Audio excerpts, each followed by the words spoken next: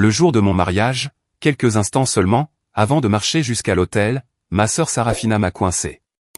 Devant mes parents, elle a ricané, « Tu portes cet uniforme de général, pour essayer de prouver, que tu n'es pas assez femme pour porter une robe. » Elle ignorait que ma vraie famille m'attendait dehors. Et, ils étaient 500. Je m'appelle la générale Tena Floyd. Le jour de mon mariage, je me tenais devant un miroir en pied. Non pas vêtu de soie ou de dentelle, mais de la laine bleu nuit profond, de mon uniforme de cérémonie du corps des marines. Ici, dans le silence feutré et boisé de la salle de préparation de la chapelle de Cantico, l'uniforme me faisait l'effet d'une seconde peau. Sur mes épaules, 4 étoiles d'argent brillaient, d'un poids familier et rassurant. Chaque étoile représentait une décennie de ma vie. Une promesse tenue, une bataille gagnée, ou une vie que je n'avais pas pu sauver. Ce n'était pas seulement un uniforme. C'était un serment solennel, tissé de tissu et de métal. La carte même de mon âme. Au-delà des lourdes portes en chêne, 500 invités patientaient. Et, au bout de l'allée, Julian m'attendait. Mon Julian, mon point d'ancrage. Le brillant analyste civil, qui voyait au-delà des 4 étoiles, pour regarder la femme en dessous. Il ne se contentait pas de tolérer mon monde. Il en comprenait le langage, fait de sacrifices et de devoirs. Il aimait Tena. Et pour cela, je l'aimais à la folie. Pour la première fois depuis ce qui me semblait être une éternité, un sentiment de paix absolue s'est emparé de moi. Je m'étais battu sur tous les fronts imaginables. Et aujourd'hui, je m'autorisais enfin à être heureuse. Un sourire rare et sincère a effleuré mes lèvres. Cela ressemblait à une victoire en soi. Cette paix a duré moins de 10 secondes. Mon téléphone a vibré, contre le bois poli de la coiffeuse. Un son aigu et intrusif. Ma sœur, Sarafina. Je m'étais préparé à son sarcasme habituel. À un SMS imprégné de juste assez de poison, pour piquer. Je ne m'étais cependant pas préparé, à un tel niveau de cruauté brute. Je l'ai pris. Ces mots brillaient sur l'écran, « Tu portes l'uniforme de général. Que essaies-tu de prouver, Tena? Que tu n'es pas assez femme, pour porter une vraie robe ?» Un choc glacial, comme si l'on m'avait plongé dans une eau glacée, a saisi mes poumons. Ces mots n'étaient pas qu'un simple texte. C'étaient des éclats de verre. Avant même que la douleur ne puisse se former complètement, j'ai vu les 3 petits points, indiquant qu'elle écrivait encore. Un second coup arrivait. Il est apparu instantanément, « Tu as passé toute ta vie à essayer d'être un homme, mais tu n'auras jamais leur respect. Tu n'es qu'une vaste blague, dans ce costume. » Mon souffle s'est coupé. Les 4 murs de cette pièce élégante ont semblé rétrécir et se refermer sur moi. Costume, blague. Ces mots n'étaient pas seulement une insulte. Ils agissaient comme une gomme. C'était une frappe chirurgicale, visant directement le cœur de mon être. Mon identité, mon genre, et les sacrifices de toute ma vie. Tout cela était balayé, d'un simple et désinvolte mouvement de pouce. C'était un déni de ma féminité même, le seul jour où j'étais censé la célébrer. La cruauté de Sarafina était le courant qui m'entraînait vers le fond. Mais c'est mon père, qui avait ouvert les vannes, la nuit précédente. Son message m'a rappelé l'appel froid et impersonnel de notre père. Il n'avait pas téléphoné pour me présenter ses félicitations. Sa voix était celle du cadre de l'industrie de la défense, qu'il était. Le ton sec et impatient d'un homme concluant un accord qu'il trouvait de mauvais goût. Tena, avait-il commencé, sans la moindre formule de politesse. Ta mère et moi, attendons de toi, que tu fasses un choix prudent demain. Mes partenaires commerciaux seront présents. Nous ne pouvons pas te laisser transformer ton mariage en un défilé militaire. Je pouvais entendre le tintement de la glace, dans un verre à l'autre bout du fil. Le son des affaires, comme d'habitude. Sarafina a raison, a-t-il poursuivi, d'une voix neutre. C'est à pas accent grave l'œil. Porte une robe blanche. Sois une femme normale, pour une journée. N'embarrasse pas la famille. Les embarrasser? Avais-je chuchoté. La question restait suspendue entre nous, lourde du poids de mon service. Comme si mon honneur, la chose même pour laquelle j'avais saigné, n'était qu'un fardeau social. Sa réponse a été plus brutale que n'importe quelle insulte. Il n'a rien dit. Son silence n'était pas vide. C'était un jugement. C'était le verdict final et écrasant, selon lequel mon grade de 4 étoiles, le travail de toute ma vie, n'était pas une source d'honneur. Mais plutôt, un désagrément pour l'entreprise. J'avais raccroché le téléphone, la tonalité bourdonnant dans mon oreille, et le cœur brisé. À présent, debout dans la chapelle, son rejet et le venin de Sarafina tourbillonnaient dans un vortex toxique. La porte a grincé en s'ouvrant, me tirant de ma rêverie. Le sergent-chef Diaz et le sergent Rocco se tenaient sur le pas de la porte. Leurs propres uniformes de cérémonie étaient impeccables. C'étaient 2 hommes qui avaient traversé le feu avec moi, à Fallujah. Leur loyauté avait été forgée dans les combats partagés. Ils n'ont rien dit. Ils n'en avaient pas besoin. Ils se sont simplement mis au garde à vous. Leur salut était net et parfait. Prenant mon courage à 2 mains, bien que mes mains tremblent légèrement, je me suis avancé dans le grand narthex de la chapelle. Le son qui m'a accueilli m'a figé sur place. Ce n'était pas le murmure poli des invités. C'était un silence. Un silence absolu, assourdissant et lourd de respect. La salle entière, depuis les premiers bancs jusqu'au mur du fond, débordant même sur les marches, était une mer de bleu nuit, d'écarlate et d'or. Pas 50 invités, ni 100. Mais 500 marines des États-Unis, tous au garde à vous parfait. Je voyais les rubans de campagne sur leur poitrine. Les visages burinés des vétérans de combat se tenaient épaule contre épaule, avec de jeunes soldats de 2e classe, dont les propres histoires commençaient tout juste. Ils étaient venus de tout le pays, sans y avoir été invités. Répondant à un appel que personne n'avait officiellement lancé. Un jeune marine de reconnaissance, que je connaissais sous le nom de Quinqued. Un homme que j'avais tiré d'un 1V en flammes, des années auparavant. Il s'est avancé. Sa voix était lourde d'émotion, mais elle a résonné, à travers la salle silencieuse. Mon général, a-t-il dit, les yeux rivés sur les miens. Nous avons entendu dire que vous auriez peut-être besoin d'une garde d'honneur. Nous ne vous laisserons pas marcher là-dedans, toute seule. Alors qu'il terminait sa phrase, un bruit semblable à un coup de tonnerre sec a résonné. Une forêt de bras s'est levée à l'unisson. 500 mains se mettant au salut. Dans cet unique instant à couper le souffle, une vérité profonde m'a submergé. Ma famille de sang m'avait rejeté. Mais cette famille-ci. Ma famille de bleu et d'écarlate. Ma famille forgée dans le feu, et liée par l'honneur. Eux, ils ne me quitteraient jamais. Et à ce moment-là, porté par leur loyauté inébranlable, j'ai dû me poser la question, qui avait assombri toute mon existence. Pourquoi les personnes qui partagent votre sang, sont-elles si souvent les premières, à vouloir vous voir saigner? La question a résonné, dans la chapelle silencieuse. Un fantôme, qui m'avait hanté toute ma vie. Pourquoi ceux qui partagent votre sang, semblent-ils toujours être les premiers, à vouloir vous voir saigner? La réponse n'était pas simple. Il ne s'agissait pas d'un acte de trahison unique. C'était un long et lent empoisonnement. Une leçon magistrale de guerre psychologique, enseignée par ma propre sœur, Sarafina. Mon premier souvenir de son sabotage, n'était pas une dispute, c'était un sourire. J'avais 7 ans. Je me tenais fièrement à côté de mon projet, lors de l'expo sciences de l'école primaire, dans notre petite ville de Pennsylvanie. J'avais passé 3 nuits, à fabriquer méticuleusement un modèle du système solaire. À l'aide de polystyrène, de peinture, et de papier mâché.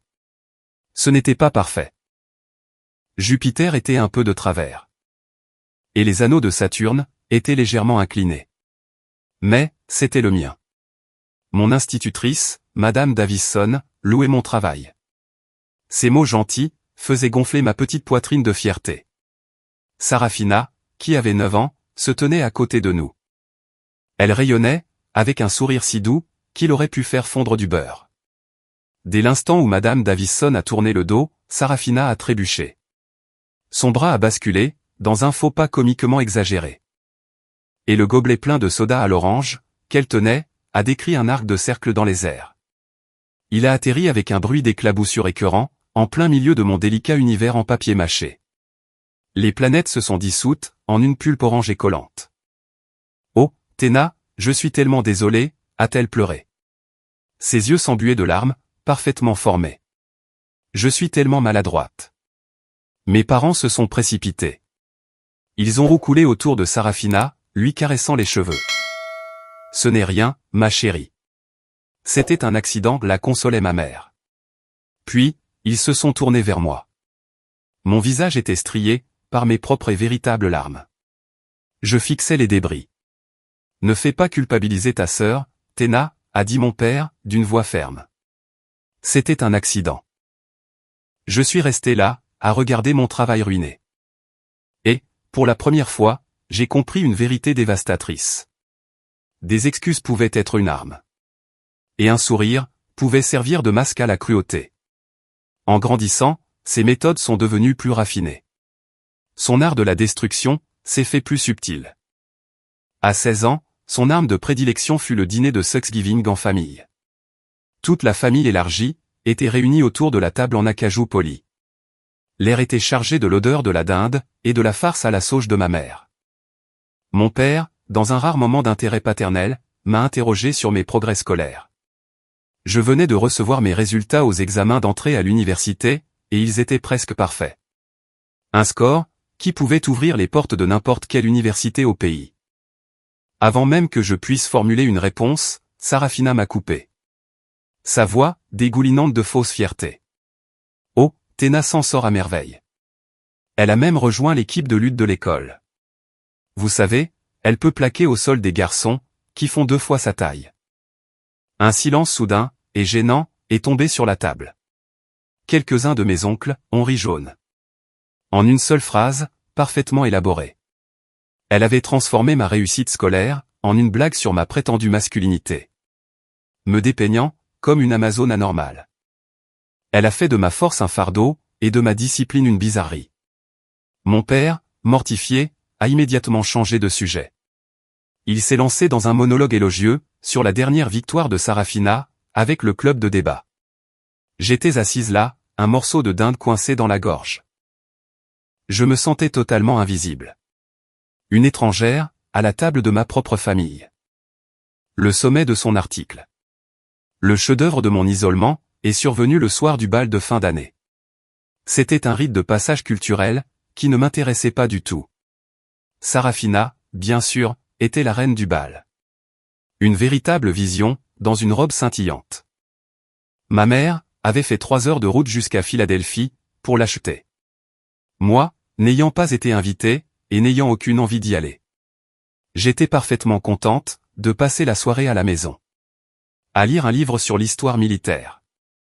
Mais Sarafina, toujours la sœur bienveillante, ne pouvait pas m'accorder cette paix. Devant nos parents, elle a fait une démonstration de sollicitude magnanime. Oh, peut-être que Théna devrait venir avec nous quand même, a-t-elle suggéré. Son sourire rayonnant, d'une fausse gentillesse. Elle pourrait aider les professeurs à surveiller. Après tout, elle est tellement douée pour donner des ordres, n'est-ce pas? Ces mots, enveloppés dans ce doux sourire, étaient une exécution publique. C'était une déclaration affirmant que je n'avais pas ma place, avec les autres jeunes. Que ma place naturelle, était sur la touche. Telle une figure d'autorité rigide, et sans joie. Et ma mère, au lieu de me défendre, a renchéri avec enthousiasme. Quelle merveilleuse idée! Tu devrais y aller, Théna. Ce sera amusant. Cette nuit-là, j'ai fermé la porte de ma chambre à clé. J'ai monté le volume de ma chaîne hi-fi au maximum, diffusant de la musique rock. Je voulais étouffer le son de leur rire, et les basses lointaines du gymnase du lycée. J'ai su alors, avec une certitude qui m'a glacé jusqu'aux os, que je devais m'échapper. Cette maison n'était pas un foyer. C'était une cage, conçue pour me rétrécir.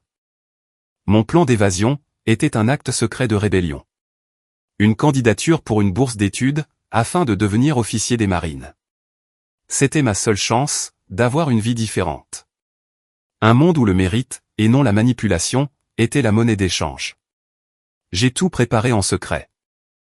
Mais, j'avais besoin d'une lettre de recommandation, d'un colonel des marines à la retraite, qui vivait dans notre ville.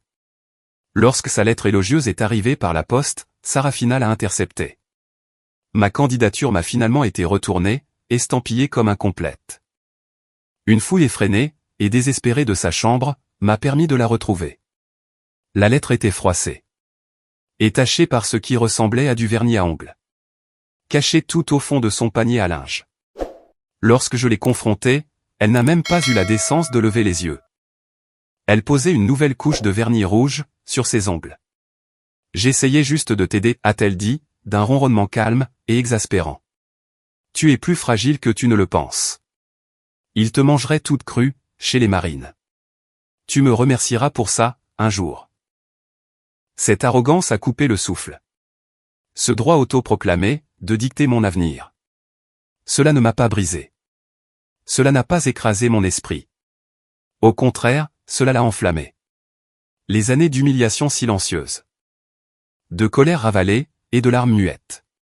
Tout cela s'est finalement condensé, en un seul point de résolution brûlant. Je me demande si quelqu'un qui m'écoute, a déjà ressenti cela. Ce moment où, la tentative de quelqu'un d'autre pour vous détruire, devient la chose même qui vous construit. Faites-moi savoir dans les commentaires, si vous avez déjà vécu un moment qui a tout changé. J'ai lissé la lettre froissée. J'ai soumis ma candidature à nouveau. Et, je me suis juré, de toutes les fibres de mon être, que cette fois, je n'échouerai pas. J'ai regardé par la fenêtre de ma chambre. Non pas la rue familière, mais un horizon lointain. Si je ne pouvais pas gagner le respect dans cette maison. Peut-être, juste peut-être, pourrais-je l'imposer ailleurs. Les mots que ma sœur m'avait jetés comme des pierres, ils te mangeront toutes crues, sont devenus le carburant de mon feu. Le serment de ma commission, en tant que sous-lieutenant dans le corps des marines des États-Unis, fut un bref instant de triomphe. Une rupture formelle, avec la vie que j'avais laissée derrière moi. Mais la réalité de cette nouvelle vie, au camp Le Jeune, en Caroline du Nord, fut une violente gifle. L'air côtier, épais et humide, s'accrochait à tout. Exhalant perpétuellement, une odeur d'aiguilles de pin et de marais salants. Les matins commençaient avant l'aube, avec les cris rauques et gutturaux des sergents d'artillerie. Et chaque jour, était vécu sous le poids de regards scrutateurs, et méprisants. Étant l'une des rares femmes officiers sur la base, je n'étais pas seulement une rareté. J'étais une anomalie. Un point d'interrogation, dans leur monde masculin et rigide. Au réfectoire, au milieu du cliquetis des plateaux et des conversations bruyantes, je captais les chuchotements, flottant depuis les autres tables. Sûrement un recrutement pour le quota de diversité.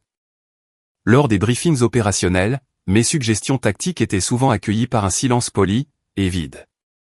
Comme si, j'avais parlé une langue totalement différente.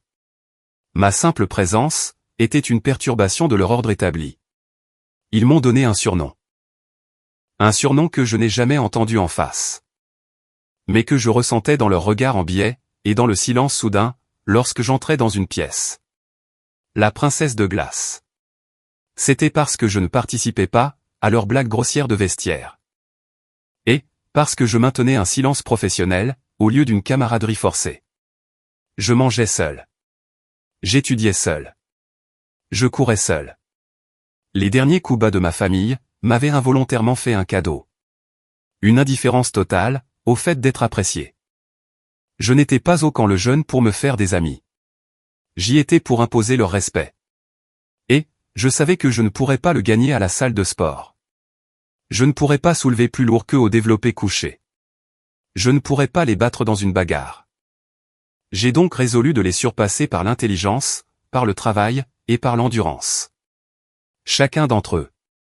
Mon combat n'était pas une affaire de muscles. C'était une guerre silencieuse, et implacable, menée avec des chiffres, de la stratégie, et de la pure obstination. J'étais la première officier, à arriver au bureau du bataillon chaque matin. L'odeur du café rassis, étant mon seul accueil. Et j'étais la dernière à partir, bien après que la lune de Caroline se soit levée. Pendant que les autres lieutenants décompressaient dans les bars de Jacksonville. J'étais dans le centre de simulation de combat de la base. J'y répétais des scénarios tactiques, encore et encore. Jusqu'à ce que, le champ de bataille numérique, me semble plus réel que ma propre chambre de caserne, pourtant si spartiate. Mes rapports tactiques étaient impeccables. Mes plans logistiques, sans faille. Chaque détail était croisé, et vérifié. J'ai appris à démonter, et remonter mon fusil de service M16A4, dans l'obscurité totale. Mes doigts bougeaient avec une certitude mécanique aveugle. Jusqu'à ce que l'arme, ressemble moins à un outil, et plus à une extension de mon propre bras. Je ne gaspillais pas mon énergie en mots. Je ne discutais pas, je ne m'expliquais pas. Je laissais les résultats de mon travail hurler à ma place. Le véritable test. L'épreuve du feu est arrivée lors d'un parcours d'orientation terrestre épuisant de 3 jours. Au plus profond de la forêt marécageuse et impitoyable de la côte de Caroline du Nord. C'était un rite de passage. Conçu pour vous briser et voir si vous étiez capable de retrouver votre chemin. Ma bête noire était un collègue lieutenant nommé Decker. Un officier fanfaron et suffisant. Il semblait prendre mon existence comme une insulte personnelle. Le premier matin, alors qu'on nous distribuait notre équipement. Decker, avec un sourire en coin, a accidentellement échangé ma carte avec une carte défectueuse. Et, il m'a tendu une boussole qu'il avait trafiquée. Son aiguille était subtilement, mais fatalement, désaxée. Son plan était transparent. Il voulait me voir échouer de manière spectaculaire. Il me voulait perdu, seul, et forcé de demander un sauvetage humiliant, par radio. Je n'ai pas réalisé que j'avais été saboté, avant la tombée de la nuit, le premier jour. Le soleil couchant projetait de longues ombres trompeuses à travers les pins denses. Et les coordonnées sur ma carte refusaient de s'aligner avec le terrain. Un nœud de peur glaciale s'est serré dans mon estomac. Alors que le ciel passait de l'orange au violet. Et que, les premières gouttes d'une pluie froide commençaient à tomber. La panique, froide et vive, est montée dans ma gorge. Mais, elle a été immédiatement consumée par une vague de colère brûlante à blanc. J'étais seul dans l'obscurité. Sans carte et sans boussole. Mais je n'étais pas impuissante. Sarafina avait essayé de saboter mon avenir en cachant une lettre. Decker essayait de saboter ma carrière en cachant le chemin. Le schéma était le même. La rage m'a donné de la clarté. J'avais les étoiles. Elles commençaient tout juste à percer la couverture nuageuse. J'avais le vent dominant. Et, j'avais une mémoire des détails qui frôlait le photographique. J'avais passé mes nuits solitaires à lire non seulement l'histoire militaire, mais aussi des livres d'astronomie. J'ai trouvé l'étoile polaire. Je me suis orienté, et j'ai commencé à marcher. Poussant à travers les broussailles enchevêtrées. Et pataugeant dans une eau trouble, jusqu'aux genoux. Les épines des palmiers nains déchiraient mon treillis et ma peau. Le matin du 3e jour. Alors que Decker et ses acolytes me déclaraient solennellement comme officiellement perdu, à l'officier de supervision. J'ai émergé de la lisière de la forêt. Mon uniforme était en lambeaux. Mon visage était maculé de boue et couvert de griffures. Mais, mon dos était droit comme un i. J'ai marché directement vers la table de l'instructeur. Ignorant le silence stupéfait qui s'était abattu sur la pièce. J'ai plaqué ma feuille de coordonnées sur la table. Les emplacements de tous mes points de passage étaient marqués avec une précision parfaite. Le silence a été brisé par le grincement d'une chaise. Le sergent d'artillerie Gunner. Un marine de la vieille école, un peu bourru, et issu d'une lignée solide comme le roc. Un homme qui n'avait jamais servi sous les ordres d'une femme, et qui ne m'avait jamais appelé autrement que petite dame. Il s'est levé. Il m'a regardé de haut en bas, observant mon état débraillé. Puis, son regard s'est déplacé vers Decker. Et ses yeux se sont plissés, avec un regard de pur mépris, sans aucune ambiguïté. Il s'est retourné vers moi. Sans un mot, il a pris un gobelet métallique fumant, rempli de café sur son propre bureau, et me l'a tendu. Mes doigts sales, et tremblants, se sont enroulés autour de sa chaleur. Bon travail, lieutenante. Il ne m'a pas appelé petite dame. Il a utilisé mon grade. Ce n'étaient que 2 mots. Prononcés d'une voix bourrue et graveleuse. Mais pour moi, c'était la première médaille que j'avais jamais vraiment méritée. Une médaille payée par l'obscurité, par la boue. Et par une volonté qui refusait d'être brisée. C'était un début. Le respect dans les casernes était une chose. Mais je devais me demander, qu'en était-il sur le champ de bataille? Le respect que j'avais gagné, dans les forêts de pins de Caroline du Nord, n'était qu'un prélude. Le champ de bataille a le don de dépouiller toute prétention. De tester le respect, non pas avec des mots, mais avec du sang. Mon épreuve est arrivée dans la province d'Al-Anbar, en Irak. J'étais alors capitaine, travaillant comme officier d'état-major, dans une base d'opérations avancée. L'air y était un cocktail permanent, de vapeur de diesel, et de poudre à canon. Sans oublier le sable fin du désert, qui s'infiltrait partout. Dans votre nourriture, dans vos poumons, et dans votre âme. Mon travail, c'était la planification, et la logistique. Fixer des cartes dans un conteneur climatisé, pendant que d'autres sortaient au-delà des barbelés. C'était sûr. C'était mon devoir, et je détestais ça. L'appel est arrivé sur le réseau radio, comme un coup de foudre. Une explosion de grésillements, et de voix paniquées, qui a coupé le bourdonnement banal, du centre des opérations. Un Osprey VE-22, transportant une équipe de reconnaissance, avait été abattu à la périphérie de Falloujah. Les survivants étaient cloués au sol. Encerclés, essuyant des tirs nourris. Une force de réaction rapide a été immédiatement mobilisée. Tout le monde savait ce que c'était. Une mission suicide, dans le hachoir à viande de la ville. J'aurais pu rester. J'aurais dû rester. Mon travail était ici, à coordonner le soutien. Mais, j'ai regardé la carte numérique sur l'écran. Et l'icône rouge clignotante, indiquant le site du crash. J'ai vu la liste des marines, à bord de cet Osprey. Je connaissais leurs noms. J'avais planifié leur mission. Je les y avais envoyés. Un sentiment de responsabilité, froid et lourd, m'a envahi. Ce n'était pas de la culpabilité. C'était de l'appropriation. J'ai attrapé mon fusil. J'ai enfilé mon casque, et j'ai couru dehors, sous le soleil aveuglant de l'Irak. J'ai sauté dans le dernier 1V du convoi de sauvetage. Ignorant le regard choqué, sur le visage du commandant de peloton. Il n'y avait pas de temps pour discuter. Nous avons plongé dans la ville. Falloujah n'était pas une ville. C'était un labyrinthe de mort. Des ruelles étroites et poussiéreuses, se transformaient en zone de carnage, sans le moindre avertissement. L'air s'est rempli, du bourdonnement aigu, et constant des balles. Comme un essaim de frelons en colère. Le claquement des tirs de sniper, rebondissait sur les bâtiments en béton. Rendant impossible de savoir, d'où cela venait. Puis, le 1V de tête de notre colonne, a été touché par un lance-roquette. Le monde a explosé. Dans un rugissement assourdissant de feu, et d'éclats d'obus. Le convoi s'est immobilisé. Une cible facile, au milieu de la rue. La panique a commencé à se propager, sur notre réseau radio. Je pouvais l'entendre dans les voix sèches, et frénétiques. Je pouvais entendre les appels désespérés, de l'équipe de reconnaissance clouée au sol. Puis, j'ai entendu la voix du sergent Rocco. Normalement le marine le plus calme, et le plus imperturbable que je connaissais. Il tremblait. Nous essuyons des tirs de toutes parts. Nous ne pourrons pas tenir cette position. À cet instant, quelque chose s'est déclenché en moi. Je n'étais plus un officier d'état-major. Je n'étais plus la princesse de glace. J'étais un marine. J'ai activé le canal de commandement, et ma propre voix a résonné à la radio. Un grognement froid, et clair, qui a percé le chaos. À tous les indicatifs d'appel, ici Valkyrie. Établissez un périmètre de 360 degrés, immédiatement. Véhicule blindé, tir de suppression sur ces fenêtres du 2e étage.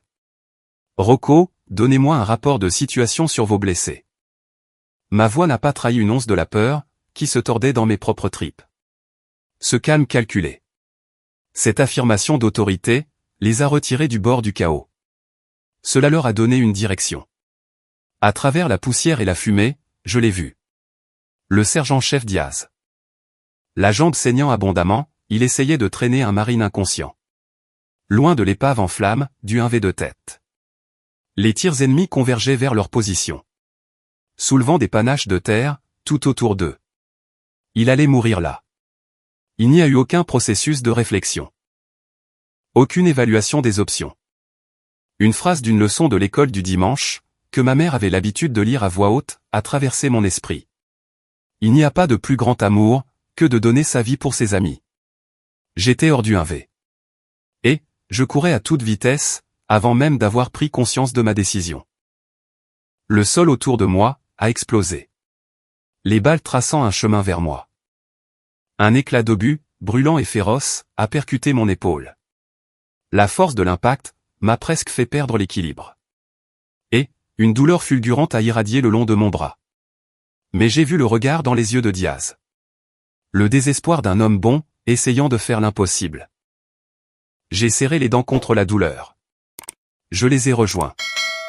Et ensemble, nous avons hissé le marine inconscient, derrière la couverture d'un muret. Quelques secondes seulement, avant que le réservoir de carburant du 1V n'explose dans une énorme boule de feu. Alors que je m'effondrais contre le mur, haletante, j'ai senti des yeux posés sur moi. Depuis un toit de l'autre côté de la rue, fournissant des tirs de couverture, le sergent Rocco avait tout vu. Je me suis réveillé aux États-Unis. Dans le monde blanc et stérile de l'hôpital Walter Reed. La douleur dans mon épaule était sourde et constante. Un rappel du combat. Mais ce n'était rien, comparé au calme de la salle. Les autres marines blessés dans la chambre. Des hommes avec des blessures bien pires que les miennes. Ils ne regardaient plus au-delà de moi. Les chuchotements avaient disparu. Les regards méprisants avaient été remplacés par autre chose. Quelque chose que je n'avais jamais vu auparavant. Un respect silencieux et solennel.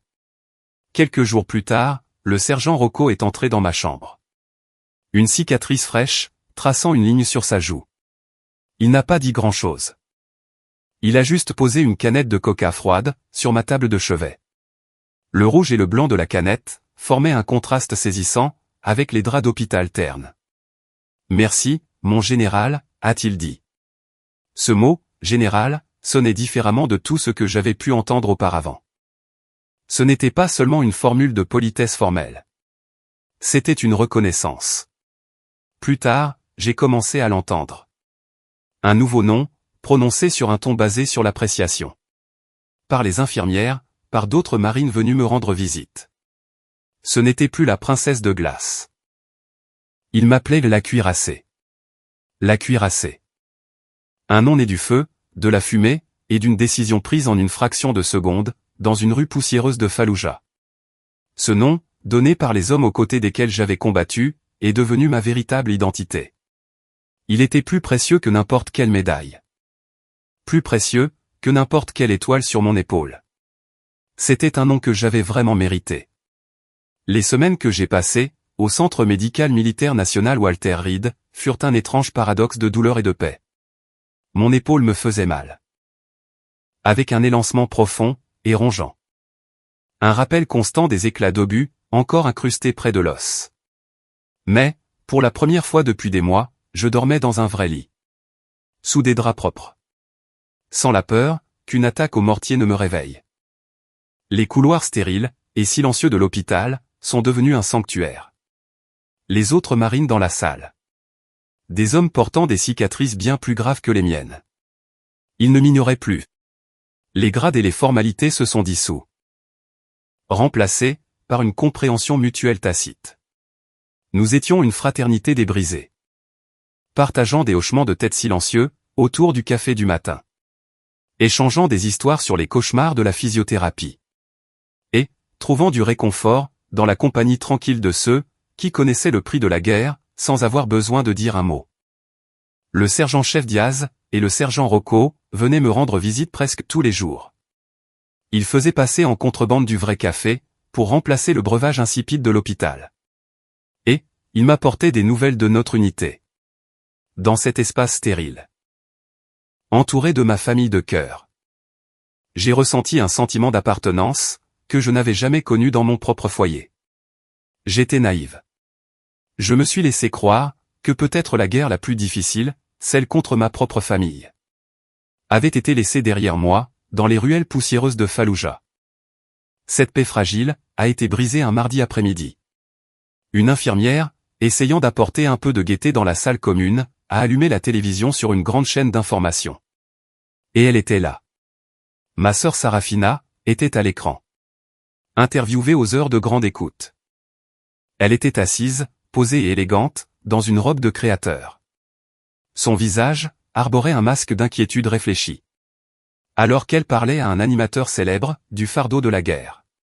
Et de la force cachée des femmes dans les conflits. Puis, un énorme graphique en plein écran, est apparu derrière elle. C'était une photo de moi. Prise immédiatement après l'échange de tirs. Mais, l'image avait été astucieusement recadrée. Mes barrettes de capitaine avaient disparu. Les décombres et le chaos de l'arrière-plan étaient estompés dans l'obscurité. Tout ce qui restait, c'était mon visage maculé de crasse. Mes cheveux collés par la sueur et le sang. Et, le regard brut et déterminé, dans mes yeux. Sarafina a désigné l'image de mon visage ravagé. Ma sœur, a-t-elle déclaré, la voix emplie d'une solennité magnifiquement modulée. Elle est une inspiration pour nous tous. La salle commune est devenue silencieuse. Chaque marine, chaque infirmière, chaque visiteur, s'est détourné de la télévision, pour me regarder. Assise là, dans mon fauteuil roulant. Le sentiment qui m'a envahi n'était pas de la fierté. C'était un sentiment de violation profond, et écœurant. Je me sentais nu, exposé. Mon moment de sacrifice et de survie. Dépouillé de son contexte, et accroché là pour être exhibé, comme un trophée de chasse. J'avais été transformé en accessoire, pour sa performance. Quelques jours plus tard, elle a appelé. Sa voix au téléphone, était aussi douce qu'un poison au miel. Téna. Ma chérie, tu as vu l'émission? Le pays tout entier parle de toi. J'ai déjà parlé à un producteur. Nous allons faire une série documentaire sur toi. Sur les femmes qui brisent les barrières. J'en serai la productrice exécutive, bien sûr. C'est ta chance, Téna. Tu vas devenir une icône. J'ai écouté son discours mielleux. Et une seule question, glaciale, a résonné dans mon esprit. Une icône pour qui? Pour toi? Elle n'a pas demandé une seule fois comment allait mon épaule. Elle n'a pas demandé si les cauchemars avaient commencé. Elle voyait simplement une histoire qu'elle pouvait vendre. Une marque, qu'elle pouvait construire sur les fondations de mes cicatrices. Puis, mes parents ont appelé. Leur voix, pour la première fois de ma vie, était remplie d'une fierté bouillonnante, et sincère. Sarafina fait une chose tellement merveilleuse pour toi, ma chérie, s'est extasiée ma mère. Elle aide vraiment ta carrière. La colère en moi n'a pas explosé. Elle n'a pas brûlé. Elle s'est cristallisée. Elle est devenue un bloc de glace solide, et lourd dans ma poitrine. Froid, clair, et aux arêtes vives. J'ai tourné la tête, et j'ai regardé par la grande fenêtre de ma chambre d'hôpital. En bas, sur la pelouse tondue, j'ai vu un jeune marine, les 2 jambes amputées. Il luttait pour maîtriser ses nouvelles prothèses. Son visage, un masque de détermination douloureuse. J'en ai vu un autre, poussé dans un fauteuil roulant par sa femme. Ses yeux étaient vides, et fixes. C'était ça, mon héritage. Ils étaient mon héritage. Et non pas, je ne sais quelle émission de télévision sur papier glacé, et aseptisé, produite par ma sœur. J'ai pris le téléphone, et je l'ai rappelé. Te voilà, ma petite star, a répondu Sarafina. D'une voix enjouée, et joyeuse. La voix d'un prédateur, qui sait que le piège s'est refermé. J'ai pris une profonde et longue inspiration. L'air stérile de l'hôpital remplissant mes poumons. Sarafina, ai-je dit. Ma voix était basse, et dépourvue de toute émotion. Écoute-moi très attentivement. Mon histoire, mes cicatrices, et les vies des hommes avec qui je sers, ne sont pas des marchandises que tu peux commercialiser. J'ai fait une pause, laissant le silence s'étirer. M'assurant d'avoir toute son attention. N'utilise plus jamais mon image. J'ai raccroché, avant qu'elle ne puisse prononcer un seul mot de protestation. Ensuite, avec une précision méthodique, j'ai ouvert ma liste de contacts. J'ai trouvé son nom, et j'ai bloqué le numéro. J'ai trouvé le nom de mon père, et j'ai fait de même. Puis, celui de ma mère. Le silence qui a suivi dans la pièce, était absolu. Dans ce calme profond. Entouré de la dignité tranquille, des véritables sacrifices. J'ai pris une décision. Mon héritage, ne serait pas écrit par elle. Je construirais le mien. Un vrai. Lorsque je suis sorti des couloirs blancs, et stériles, de Walter Reed. Je ne suis pas retourné à ma carrière, de héroïne de guerre célèbre. Je suis revenu, avec une nouvelle mission non écrite. Forgée dans le feu de la trahison de ma famille. Les mots de mon fiancé, Julien, étaient devenus ma nouvelle boussole. Une directive silencieuse, qui perçait le bruit de ma colère. Ne te contente pas de réagir à elle, Téna, avait-il dit. Sa voix était calme, et posée. Construis quelque chose qu'elle ne pourra jamais toucher. C'est donc ce que j'ai fait. Au lieu d'accepter un poste d'état-major prestigieux, et confortable au Pentagone. La récompense attendue, pour mon service en Irak. J'ai formulé une demande, qui a déconcerté mes supérieurs. J'ai demandé un transfert, vers un coin tranquille, et négligé, de la vaste bureaucratie militaire. La division du soutien aux vétérans. Mes collègues pensaient que j'étais folle. C'était perçu comme une voie sans issue. Une mise à l'écart volontaire de la voie rapide, vers d'autres promotions. Mais c'est là. Dans un bureau exigu, et mal éclairé. Au milieu de classeurs gris, et de piles de paperasse poussiéreuse. Que j'ai posé la première brique de ce que j'appelais, en privé, le projet Égide. Le nom, était une promesse. Tiré du bouclier mythique des dieux. Un symbole de protection divine, pour ceux qui étaient laissés vulnérables. Ce n'était pas un projet glamour. Il n'a pas commencé par une annonce officielle, ou une conférence de presse. Mais par de petites actions invisibles, et implacables. Je passais mes journées à passer des appels téléphoniques. À organiser des rencontres autour d'un café. Dans des dîners bon marché, avec des marines récemment libérées de leurs obligations. Et surtout, je me contentais d'écouter. J'ai appris que la guerre ne se termine pas vraiment lorsqu'un soldat descend de l'avion. Pour beaucoup d'entre eux, une nouvelle guerre, plus silencieuse et bien plus insidieuse, ne faisait que commencer, à l'intérieur de leur propre esprit. En utilisant mes propres économies, et les considérables arriérés de salaire, accumulés pendant mon déploiement. J'ai engagé quelques thérapeutes civils dévoués, qui comprenaient notre culture. Ensemble, nous avons mis en place, une ligne d'assistance téléphonique discrète, disponible 24h24 et 7h7. Une bouée de sauvetage totalement confidentielle. Opérant en dehors des canaux officiels de l'armée, qui étaient lents, impersonnels, et souvent prompts à juger. C'était un petit bouclier, mais c'était un début. C'est grâce à ce réseau naissant, que j'ai rencontré le caporal Evans. Nous nous sommes retrouvés dans un dîner miteux, à la périphérie de Washington. Le genre d'endroit, avec des banquettes en vinyle rouge craquelé. Et un café, qui avait le goût d'être resté sur la plaque chauffante pendant des heures. En Afghanistan, Evans avait été un tireur d'élite. Un homme dont les mains étaient si surnaturellement stables, qu'il pouvait enfiler le fil dans le chat d'une aiguille, à 1000 mètres de distance. Maintenant, alors qu'il était assis en face de moi, ses mains tremblaient si violemment, qu'il pouvait à peine porter sa tasse de café à ses lèvres. Sans renverser le liquide sombre, sur la table. Il m'a parlé des nuits. Ces nuits sans fin, étouffantes, et sans sommeil. Où il restait allongé dans le noir, à fixer le plafond. Les visages des hommes qu'il avait tués, repassant dans son esprit. Comme la boucle horrifiante d'une bobine de film. Il m'a parlé des crises de panique soudaines, et paralysantes, qui s'emparaient de lui à l'épicerie. La certitude écrasante, qu'un engin explosif improvisé, était caché dans le rayon des céréales. Le système militaire officiel l'avait traité. Il lui avait donné une poignée de somnifères, et une brochure sur papier glacé, et totalement inutile, sur la réadaptation à la vie civile. Ils avaient traité les blessures profondes, et béantes de son âme, comme s'il s'agissait d'un inconvénient administratif mineur. J'ai discuté avec lui pendant des heures. Non pas comme une générale s'adressant à un caporal. Mais comme une survivante parlant à un autre. Je n'ai pas offert de platitudes, ni de réponses faciles. J'ai simplement écouté. J'ai vu le vide profond dans ses yeux. Un abîme de douleur, qui me semblait terrifiante, et si familière. À cet instant, le projet Égide a cessé d'être une entreprise professionnelle. Il est devenu une croisade personnelle. Je n'aidais plus simplement des vétérans. Je combattais un ennemi invisible, appelé le TSPT.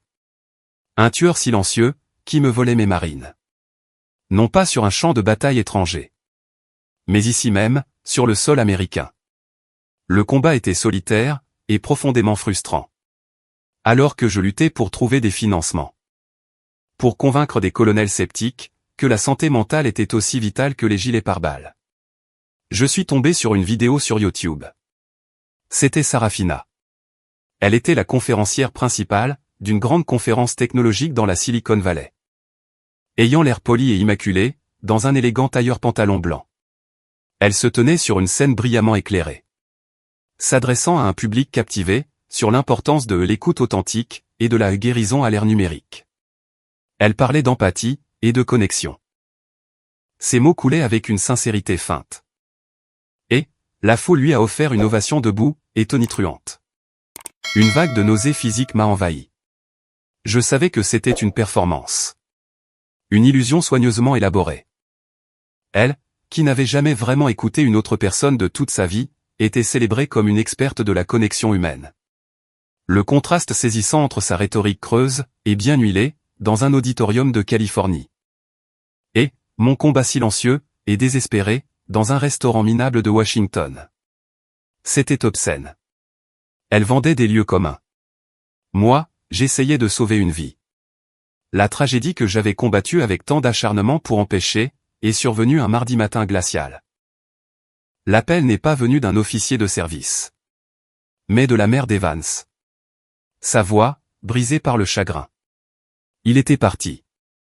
Il s'était ôté la vie, dans le silence de son petit appartement. Quelques jours plus tard, elle m'a envoyé la lettre qu'il avait laissée derrière lui.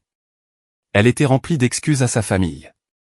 Avec des mots de douleur et de désespoir, difficiles à lire. Et puis, tout à la fin, il y avait une seule ligne, qui m'était adressée. La générale Floyd a été la seule à m'avoir jamais donné l'impression d'être vue. Même si ce n'était que pour un instant. Les mots sur la page se sont brouillés, à travers mes larmes. Cette phrase a déchiré mon cœur. Une blessure nette et dévastatrice. Le chagrin profond que j'ai ressenti pour ce jeune homme. Pour la vie qu'il ne vivrait jamais. C'est rapidement durci, en une rage froide, et aussi dure qu'un diamant. Mon combat n'était plus pour un projet. Il était pour le caporal Evans. C'était pour son héritage. Et, pour les milliers d'autres soldats comme lui. Perdus dans l'ombre, oubliés par le système même qu'ils avaient juré de servir. Je ne les laisserai pas être oubliés. Ma croisade silencieuse était terminée. J'obligerai le Pentagone à écouter. La vraie guerre. La guerre contre la machine, venait tout juste de commencer. La guerre pour l'héritage du caporal Evans. La guerre pour faire reconnaître, et financer officiellement le projet Égide. Cela n'avait rien à voir, avec les batailles que j'avais menées auparavant.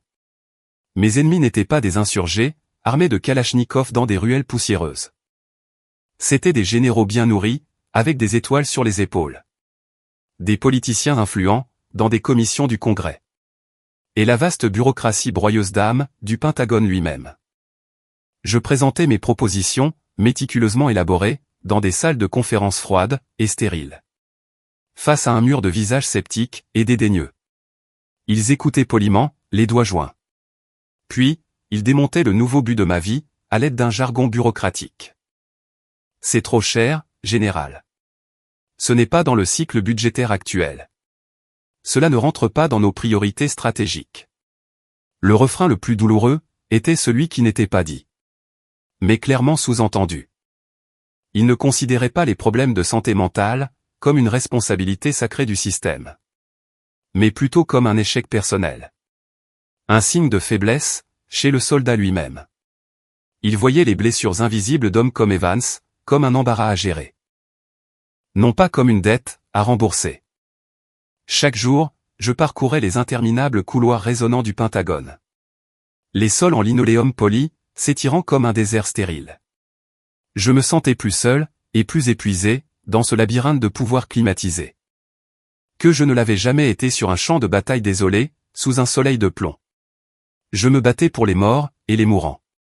Pour les hommes dont l'esprit était devenu une zone de guerre. Mais j'avais l'impression, que personne n'écoutait. Mon propre grade, qui aurait dû être une clé, ressemblait à une barrière. M'isolant encore davantage. C'est lors d'une de ces réunions démoralisantes, un briefing sur la cybersécurité, de toutes les choses, que j'ai rencontré Julian Croft. Il était analyste stratégique civil, pour le département de la Défense. Un esprit brillant, dissimulé derrière une attitude calme, et des lunettes à monture épaisse. Contrairement aux officiers en uniforme présents dans la pièce, il n'était ni ébloui, ni intimidé, par les 4 étoiles sur mes épaules. Il a simplement écouté. Après le briefing, pendant que d'autres bavardaient, il s'est approché de moi. Il ne m'a pas offert de platitudes creuses, ou de condoléances pour ma cause. Il a posé des questions. Des questions pointues, et incisives, sur la logistique. Sur l'architecture des données pour la ligne d'assistance. Sur les indicateurs permettant de mesurer l'efficacité. Pour la première fois, quelqu'un regardait le projet Égide, non pas comme un projet caritatif personnel, mais pour ce qu'il était. Une campagne militaire à grande échelle, contre un ennemi profondément enraciné. Il en a vu la valeur stratégique. La nécessité opérationnelle. Nous avons commencé à déjeuner ensemble, dans la cafétéria bondée du Pentagone. Nos conversations étaient un étrange mélange d'acronymes militaires et de cadres analytiques. Mais, sous ce jargon technique, une connexion plus profonde se tissait. Un respect mutuel, entre deux esprits qui voyaient le monde, de manière similaire et structurée. Julian est devenu mon sanctuaire. Ma base arrière sécurisée, dans une guerre prolongée. C'était à lui que je pouvais me confier, après une autre réunion destructrice pour le moral. Celui qui écoutait mes frustrations, sans juger. Il ne se contentait pas d'offrir du réconfort. Il proposait de la stratégie. Il prenait mes arguments. M'aidait à les affiner. Trouvait les failles logiques dans le raisonnement de mes adversaires. Et me rendait mes propres idées, plus aiguisées et plus fortes qu'avant. Un soir, j'étais affalé sur le canapé, de mon petit appartement d'Arlington. Totalement abattu, après une journée particulièrement brutale. Il n'a pas dit un mot. Il s'est simplement assis à côté de moi. Il m'a tendu une tasse de thé chaud, et a dit doucement, la guerre d'usure est une stratégie valide, général. Continuez simplement à vous présenter. Ils craqueront avant vous. Notre amour n'a pas fleuri grâce à des fleurs, ou des dîners raffinés. Il s'est construit dans les tranchées, de batailles partagées. Forgé dans les feux, d'un respect intellectuel. Il m'a demandé en mariage, un mardi soir. De la manière la plus merveilleusement simple que l'on puisse imaginer. Nous étions dans notre cuisine, en train de préparer des pâtes ensemble. L'air était rempli de l'odeur de l'ail, et du basilic. Il a fait une pause, une cuillère en bois à la main. Et, il m'a regardé avec ce regard calme, et posé, sur lequel j'avais appris à compter. Devrions-nous rendre cela officiel, a-t-il demandé, comme s'il suggérait d'acheter un nouveau meuble. C'était la chose la plus romantique, que j'ai jamais entendue. J'ai répondu oui, sans la moindre seconde d'hésitation. Lorsque la nouvelle de nos fiançailles a été annoncée, Sarafina a lancé sa nouvelle attaque. La plus publique à ce jour. C'était plus cruel que n'importe quel SMS privé, car c'était conçu pour un public. Elle a publié un post sur son fil Twitter public. L'image était une photo provocante et bien léchée. Une paire de bottes de combat boueuses et usées. Placée juste à côté, d'une part de gâteau de mariage élégante et immaculée. Sa légende dégoulinait d'un venin, déguisé en esprit. Quand tu épouses l'homme, ou l'armée. Félicitations à ma petite sœur autoritaire, pour ses fiançailles. Elle a terminé le post avec un hashtag. Un terme cruel, et facilement repérable, destiné à me définir, et à inviter au ridicule public. La mariée commandante. L'expression et le message, sont devenus viraux. L'histoire a été reprise par des blogs à potins, et des commentateurs de droite. Engendrant une vague de moqueries. Sur la mariée dictatrice, ou le mariage à la G.I. Jane. Des mèmes sont apparus. Ma joie privée, a été tordue en un spectacle public. Une caricature de femme agressive, et peu féminine, qui ne parvenait pas à séparer son travail, de sa vie. Je fixais mon téléphone. Une rage froide, et écœurante, faisait trembler mes mains. Elle avait pris mon bonheur. La seule chose pure, et simple, que j'avais construite pour moi-même. Et, elle l'avait transformée en une arme contre moi, pour le divertissement du public. L'humiliation était écrasante. Mais, alors que j'étais assise là, sous le choc du coup, je me suis souvenu des mots de Julian. Je me suis souvenu des visages des hommes, de mon unité.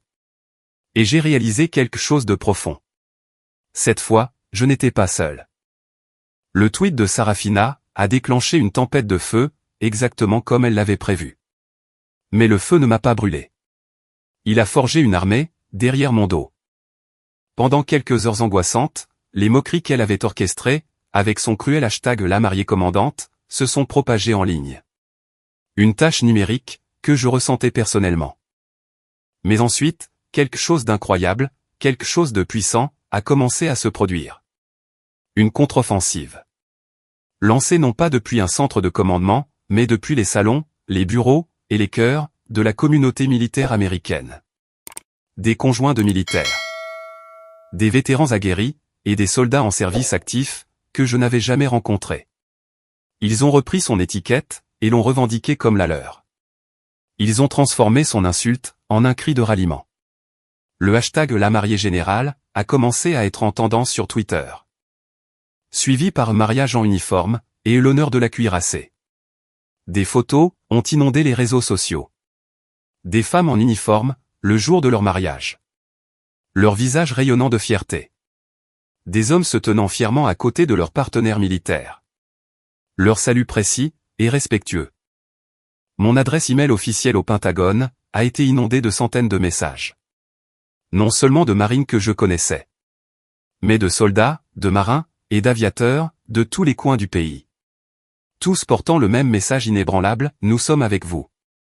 Ils ont proposé de prendre l'avion, à leurs propres frais, pour monter la garde à mon mariage. L'uniforme. Le symbole même, que Sarafina avait essayé d'utiliser comme une arme, pour me faire honte. Était devenu mon drapeau. Un étendard, sous lequel tout le respect pour lequel j'avais saigné, se rassemblait maintenant en une force indéniable.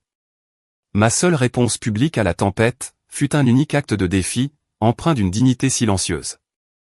J'ai posté une photo, nette et simple, de mon uniforme de cérémonie suspendu, et prêt. Sur mon compte Instagram privé. La légende comportait quelques mots, soigneusement choisis. Voici à quoi ressemble l'honneur. Le jour de mon mariage est arrivé. Une journée d'automne fraîche, et lumineuse en Virginie. La chapelle historique de Quantico était pleine à craquer. Non pas avec les partenaires commerciaux de mon père, ou les amis des médias de Sarafina. Mais, avec un raz-de-marée de militaires en uniforme. Ils n'étaient pas 50. Ils étaient 500. 500 hommes et femmes, dans leurs impeccables uniformes de cérémonie. Une mer époustouflante, de bleu nuit, d'écarlate, et d'or. Ils remplissaient chaque banc. Se tenaient épaule contre épaule, dans les allées. Et débordaient dans le narthex. Leur présence était un témoignage silencieux, et puissant. Ils étaient venus de leur propre chef. Aucune invitation n'avait été requise. Depuis ma cachette, dans la salle de préparation. J'ai jeté un coup d'œil par l'entrebâillement de la porte. J'ai vu mes parents, et Sarafina, sur le premier banc. L'espace réservé à la famille. Il semblait petit, fragile, et complètement à côté de la plaque. 3 moineaux ternes, perdus dans une magnifique forêt d'aigles. Ils étaient des îlots de vêtements civils, dans un vaste océan d'honneur militaire. Je pouvais voir le choc visible, sur le visage de Sarafina. Sa parfaite contenance médiatique, se fissurait enfin. Sa peau, habituellement rayonnante, était pâle. Ses yeux, étaient grands ouverts, d'une incrédulité qui frisait la panique. Elle avait voulu que je sois le spectacle, la blague de service. Au lieu de cela, elle était devenue la spectatrice, au premier rang, d'une démonstration stupéfiante de mon pouvoir. Un pouvoir qu'elle ne pourrait jamais comprendre. Parce qu'il n'avait été ni donné, ni hérité. Il avait été gagné. Je me tenais derrière les portes massives en chêne. Mon cœur battait à tout rompre, contre mes côtes. Non pas de peur, mais d'une profonde et bouillonnante anticipation. Ce n'était plus seulement un mariage. C'était une déclaration. Le moment venu, les portes de la chapelle se sont ouvertes. Mais il n'y a eu aucune douce mélodie, s'élevant de l'orgue à tuyaux. Au lieu de cela, l'air a été déchiré, par un son bien plus sacré à mes oreilles. Un seul rugissement puissant, et unifié, provenant de 500 gorges. Un son, qui a ébranlé les fondations mêmes de la vieille chapelle. Un son de respect absolu. Général sur le pont. Instantanément, comme un seul homme, toute l'assemblée s'est levée. Ce n'était pas un geste poli, et hésitant. Ce fut un mouvement unique, et fluide. Une forêt de corps, se mettant au garde à vous. 500 mains levées, en un salut simultané, et précis. Le tout, maintenu dans un silence si absolu. Si lourd de vénération. Que c'en était assourdissant. C'était le son de la loyauté. C'était le son de la famille. J'ai commencé ma marche, dans l'allée.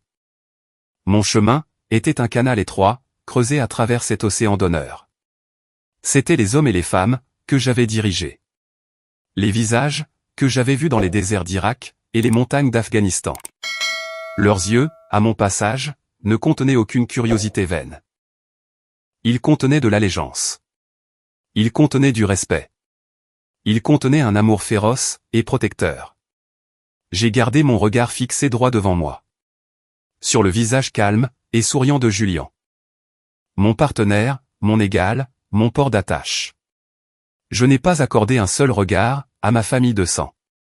À cet instant, entouré de ma véritable famille, ils avaient cessé d'exister. Nos vœux, furent aussi uniques que notre partenariat. Dans le calme de la chapelle, nous n'avons pas promis de richesse, ou d'obéissance. Nous avons promis, d'être la base d'opérations avancée de l'autre, en temps de conflit. Et la base arrière sécurisée de l'autre, en temps de paix. Nous avons juré, d'être partenaires dans chaque campagne, que la vie nous lancerait. Lorsque l'aumônier nous a déclarés mari et femme. Les applaudissements ont été tonitruants. Alors que nous nous retournions pour sortir, un nouvel honneur nous attendait. Une aide d'honneur sabre au clair, avait été formée.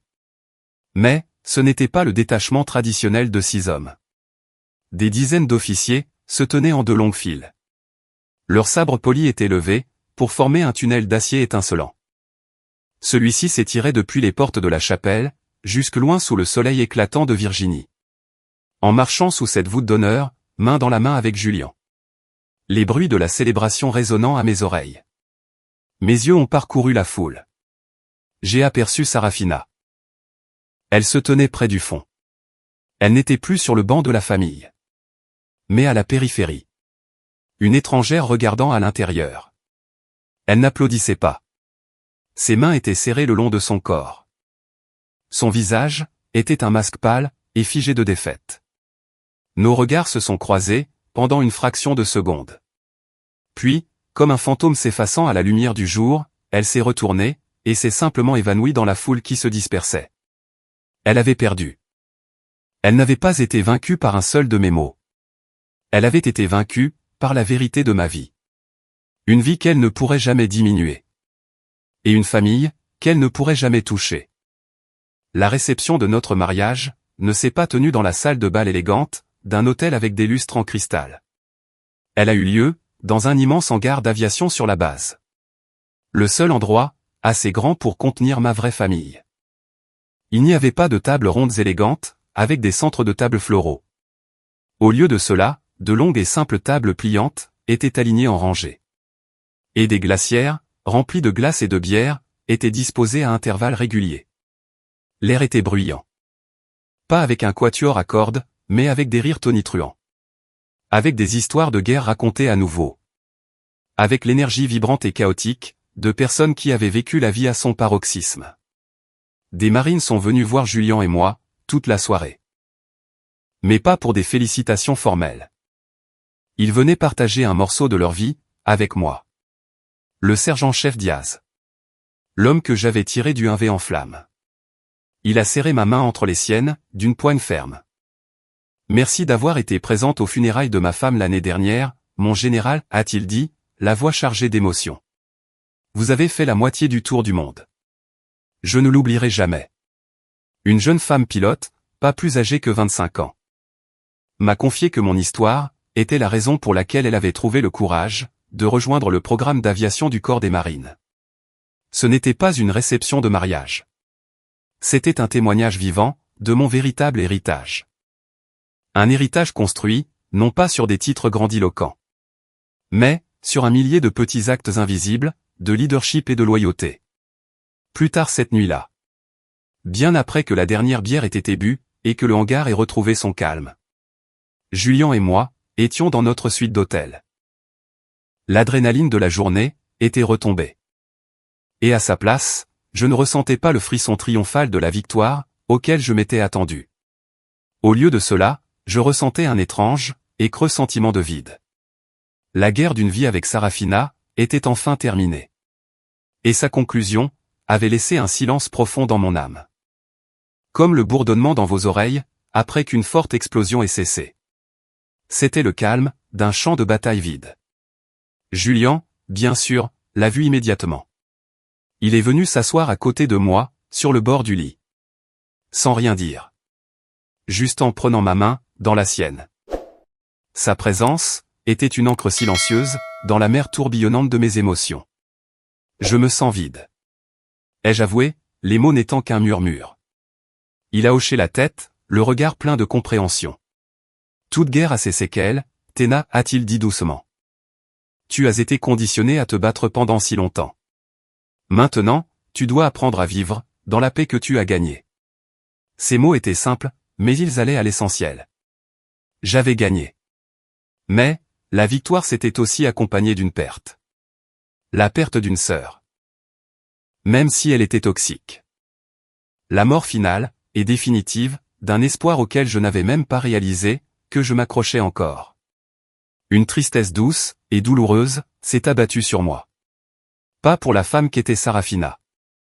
Mais pour la petite fille en moi, qui avait autrefois, il y a très longtemps, désespérément voulu une vraie sœur, avec qui partager ses secrets. Mes parents s'étaient éclipsés juste après la cérémonie. Sans même dire au revoir. Leur départ fut moins une surprise qu'une confirmation silencieuse de ce que je savais déjà. Le lendemain matin, j'étais assise seule près de la fenêtre. Je regardais les eaux calmes et grises du fleuve Potomac s'écouler paisiblement vers la mer. J'ai sorti mon téléphone et ouvert ma liste de contacts. J'ai fait défiler jusqu'à leur nom. Père et mère. J'avais gardé leur numéro pendant des années. À travers chaque déploiement. À travers chaque jour férié silencieux. M'accrochant à une parcelle d'espoir microscopique. Que peut-être, un jour, ils appelleraient, juste pour dire qu'ils étaient fiers. Mais ce jour n'arriverait jamais. Leurs actions lors de mon mariage en étaient la preuve finale. J'ai pris une profonde inspiration. Une expiration longue et lente, qui m'a donné l'impression de relâcher des décennies d'attente refoulées. Ensuite, j'ai accompli un petit rituel symbolique de libération. J'ai supprimé leur numéro. Il n'y avait pas de colère. Pas de haine. Juste une acceptation tranquille et sereine. Il était temps d'arrêter d'attendre quelque chose qui n'arriverait jamais. Il était temps d'écrire les derniers chapitres de mon histoire, sans dépendre de leur approbation. Juste au moment où j'ai appuyé sur supprimer, sur le contact de ma mère. Une notification par email a résonné sur mon écran. Mon cœur s'est serré. La ligne d'objet était un seul mot, percutant.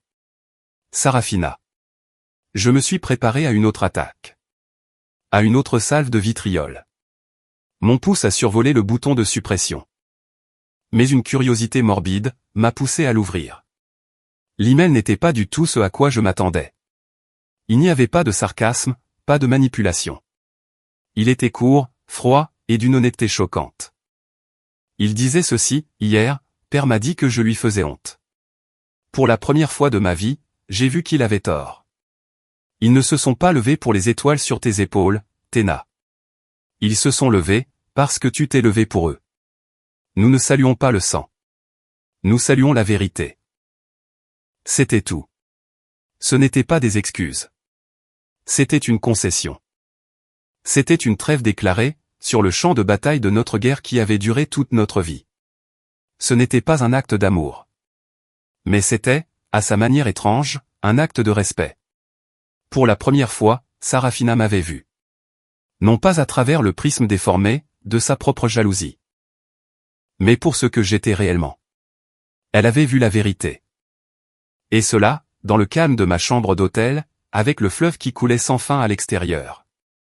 C'était la conclusion, dont je ne savais même pas que j'avais besoin. Les années ont passé. Les guerres en Irak et en Afghanistan ont disparu des gros titres. Remplacés par de nouveaux conflits, et de nouveaux défis. Je me tenais maintenant dans mon bureau, sur l'anneau du Pentagone. Un endroit, qui avait autrefois été mon champ de bataille personnel, contre la bureaucratie. Depuis ma fenêtre, j'avais une vue dégagée sur le Washington Monument. Une aiguille d'un blanc immaculé, perçant le ciel. Le bureau n'était plus un lieu de lutte. C'était mon centre de commandement. Le projet Égide n'était plus un projet parallèle naissant, financé par mes économies. Il était devenu un programme de plusieurs millions d'euros. Entièrement institutionnalisé, et constituant une politique obligatoire, dans toutes les branches des forces armées. Il avait sauvé des milliers de vies. Non pas avec des balles, mais avec du conseil et de la compassion. Avec l'acte simple et révolutionnaire de voir les blessures invisibles d'un guerrier et de les traiter avec honneur. Je n'avais plus à me battre pour avoir une place à la table de ces salles de conférence. Maintenant, c'était moi qui présidais les réunions. Mettant en œuvre le genre de réformes éthiques et empathiques du leadership, pour lesquelles j'avais passé toute ma carrière à me battre. Le travail restait immense. Les batailles étaient toujours là. Mais, c'était maintenant des batailles que je choisissais de mener. J'ai regardé le monument. Et pour la première fois, j'ai ressenti une paix profonde et inébranlable. Une paix qui ne m'avait pas été donnée, mais que j'avais construite de mes propres mains. Un après-midi de printemps. J'ai été invité à être la conférencière principale à l'Académie navale des États-Unis, à Annapolis, dans le Maryland. Me tenant devant des milliers de jeunes aspirants aux yeux brillants. Les futurs dirigeants de la marine et du corps des marines. Je n'ai pas parlé de tactique ou de stratégie. Je n'ai pas raconté de récits de bataille. J'ai parlé du véritable coup du leadership. De la profonde responsabilité sacrée qu'a un commandant envers le bien-être mental et spirituel de ses troupes. J'ai parlé du caporal Evans. Je leur ai dit que la chose la plus courageuse qu'un leader puisse faire, ce n'est pas de charger sous le feu de l'ennemi, mais de créer un espace où ces hommes se sentent suffisamment en sécurité pour admettre qu'ils souffrent. Lorsque j'ai terminé, la salle entière s'est levée. Dans une vague d'applaudissements, qui ressemblait à une validation du travail de ma vie. Alors que mes yeux balayaient le vaste public. Ils se sont posés sur un visage familier, dans la section des invités. C'était Sarafina. Elle n'était plus la star médiatique suffisante, et parfaitement polie. Elle semblait plus âgée. Son visage était plus doux, dépouillé de son habituelle armure d'ironie. Elle aussi, était debout. Et, elle applaudissait. Nos regards se sont croisés, à travers la salle bondée, pendant un long moment. Aucun mot ne fut échangé. Aucun n'était nécessaire. Ce n'était pas du pardon. C'était quelque chose de plus honnête. C'était du respect. Un respect qui avait été payé, par toute une vie de douleur et de persévérance. Après le discours, alors que je serrais des mains. Une jeune capitaine de la marine, à l'allure vive, s'est approchée de moi. Elle avait une poignée de main ferme, et des yeux qui brillaient, d'une détermination inébranlable. Général Floyd, a-t-elle dit, la voix claire et assurée. Je m'appelle capitaine Eva Rotova. Mon père est le sergent-chef Diaz. Mon cœur a semblé s'arrêter pendant un instant. Je me souvenais très bien de Diaz. De ses yeux désespérés, dans la fumée de Fallujah. Il m'a raconté l'histoire du jour où vous lui avez sauvé la vie, plus de fois que je ne peux les compter, a-t-elle poursuivi, un petit sourire aux lèvres. Il a dit que vous étiez la définition même de ce que devrait être un leader. À ma naissance, ma mère m'a donné le deuxième prénom de Tena, en votre honneur. Elle s'est redressée. Un geste si familier, qu'il m'en a fait mal au cœur. C'est vous, mon général, qui êtes la raison pour laquelle je me tiens ici aujourd'hui. J'ai regardé cette jeune officière brillante et compétente. Une femme, prête à diriger ses propres marines. Et j'ai enfin vu mon héritage, dans sa forme la plus véritable. Ce n'étaient pas les étoiles sur mes épaules, ou les lois que j'avais fait adopter. Ce n'était pas un nom sur un bâtiment, ou une note de bas de page dans un livre d'histoire. Il se tenait juste là, devant moi. Vivant, respirant, et plein de promesses. La boucle a été définitivement bouclée, un an plus tard. Lors d'une cérémonie en l'honneur de mon départ à la retraite. Après plus de 3 décennies de service. Alors que l'événement officiel touchait à sa fin. Un homme à qui je n'avais pas parlé depuis des années, s'est approché de moi à travers la foule. Il était plus vieux maintenant. Son dos était légèrement voûté. La présence redoutable dont je me souvenais, avait été adoucie par l'âge. C'était mon père. Tena, a-t-il dit. Sa voix était rauque, et tremblait légèrement. J'avais tort. Il a baissé les yeux vers ses mains, puis les a relevés vers moi. Ses yeux étaient remplis, d'une vie entière de regrets non exprimés. J'étais tellement aveugle. Tellement concentré sur les choses superficielles, sur les apparences. Que je ne pouvais pas voir le diamant, qui se trouvait juste devant moi. Il a pris une inspiration tremblante. Je suis tellement, tellement fier de toi. Il a tendu les bras, et m'a attiré dans une étreinte. Une étreinte maladroite, inhabituelle, mais profondément sincère. C'était le câlin que j'attendais, depuis que j'étais une petite fille. À cet instant, la dernière glace de mon propre cœur a finalement fondu. Le cycle de la douleur était terminé. Cette nuit-là, assise tranquillement à côté de Julien, je me suis surprise à repenser à l'email de Sarafina, datant de toutes ces années. Je me suis souvenu de la dernière phrase, si percutante. Nous ne saluons pas le sang. Nous saluons la vérité. J'ai souri. Un vrai sourire, paisible. Elle avait eu raison. Ma vie avait été une longue, brutale, et magnifique campagne. Menée pour prouver exactement cela.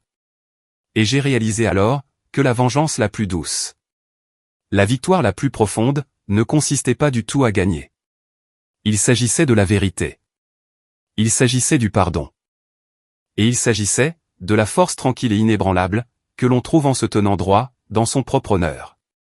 Montrant ainsi aux autres, qu'ils peuvent faire de même. Mon parcours m'a enseigné une profonde leçon.